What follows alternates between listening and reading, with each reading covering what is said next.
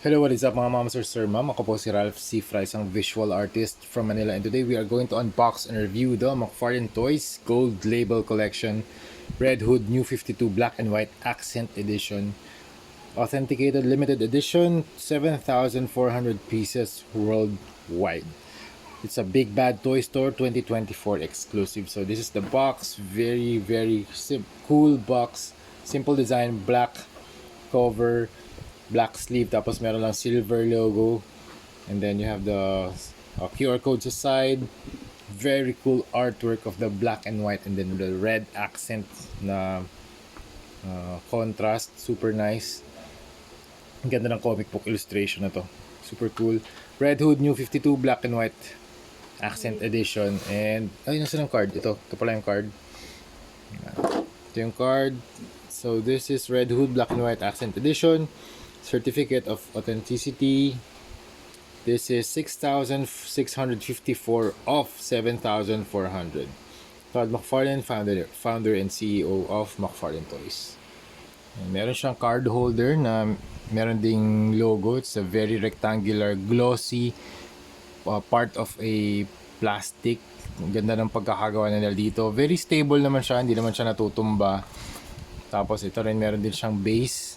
Very nice base. Simple lang, it's a rectangular base with the Red Hood logo sa gitna. Now, this is the figure itself. Very nice on hand. Super solid build, wala namang loose joints. And this is the black and white version, pero yung mga accents niya, yung red head, red mask or head armor, and then you have the red logo. I think natatanggal din tong jacket niya. So let's zoom in, tapos examine natin yung mga details ng action figure. Alright, start tayo sa head.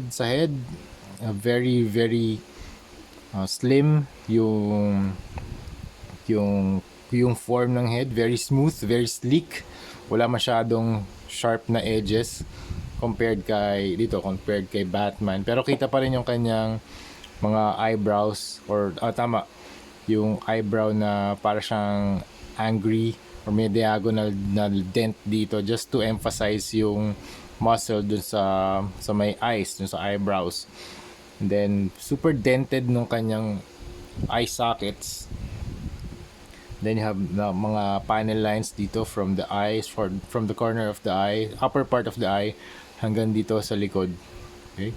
Tapos meron din yung parang siyang Iron Man panel line head or mouth, Iron Man mouth na panel line design. So similar lang, very cool head armor. And then dito naman sa chest, you have the gray armor dito sa part ng chest niya, and then meron ding red Hood logo. Very tactical din yung gawa dito sa sa body armor niya. Meron ding zipper dito. This is a battle damage. Hindi ko alam kung defecto. Baka factory defecto ang part na to. Yan. Tapos meron yung jacket niya, very flexible plastic. Ito solid plastic to. I think ito natatanggal to. So try natin tanggalin mamaya sa pag tinakal na natin yung articulation. And then you have the jacket. Ganda lang design ng jacket. Meron din mga panel lines dito, may mga grooves. And then you have the folds, the sleeves. Ang combination ng color palette niya, gray, dark gray, light gray, black, tsaka silver. Syempre yung mga accents red. Tapos meron din siyang white sa mata. And tapos meron siyang holsters. You have the belt, the holsters. Gusto ko to, functional yung holster niya kasi yung gun pwede nating pasok dito sa both left and right na mga holsters niya. Then you have the pants, same color lang. You have the medium gray. Ito kasi light gray eh. Yan yung skin niya. So you have the pants, tapos meron ding strap dito sa kanyang thighs. And then you have the knee pads, the boots. The boot design is very cool too, very tactical. Meron ding strap sa likod just to secure the boots. And then you have the shoes. Ang ganda ng shoe design. Very tactical din. You have the textures dito sa paa for additional grip. And meron ding mga guns. Double pistol or Desert Eagle ba to? Hindi ko sure eh. Pero meron siyang dalawang handguns. Yan. Tapos meron ding logo yung handgun niya sa dulo ng Red Hood. Yan. Okay, for articulation, head, up, down, left, right, 360 pwede kasi flexible yung kanyang jacket. And then, body, torso, okay, left, right, ab crunch. Teka, zoom out ka. Yan. Zoom out ka ng onte. Okay, that far, that far. Twist, pwede. Okay. Tapos sa kamay, 360.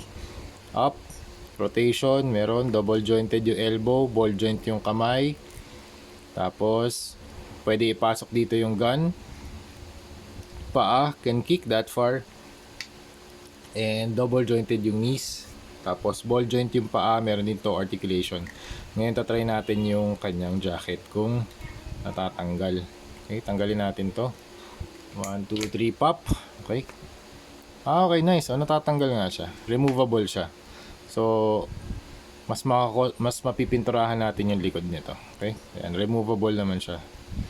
Ito, balik lang natin. Okay? So, yan, tinest lang natin. Ganito yung mga pegs ng mga McFarlane toys. Ha? Kaya gustong gusto ko rin siya for customization purposes. Yan. Ganda ng Red Hood nito. Panalo. So that's it mga ma'am sir, yun yung aking review kung nagko-collect kayo ng mga DC Multiverse ng mga Batman or Red Hood. This is a must have. Super cool. Ganda ng sculpt na to. Gustong-gusto ko na to i-customize. Actually mag-start na rin tayo ng customization process para nagko-cure na yung nagko-cure na yung paint kasabay nito mga Grim Knights natin. Okay, ayan mga Grim Knight. So that's it mga ma'am sir. Thank you very much for watching and see you sa next video. Bye-bye.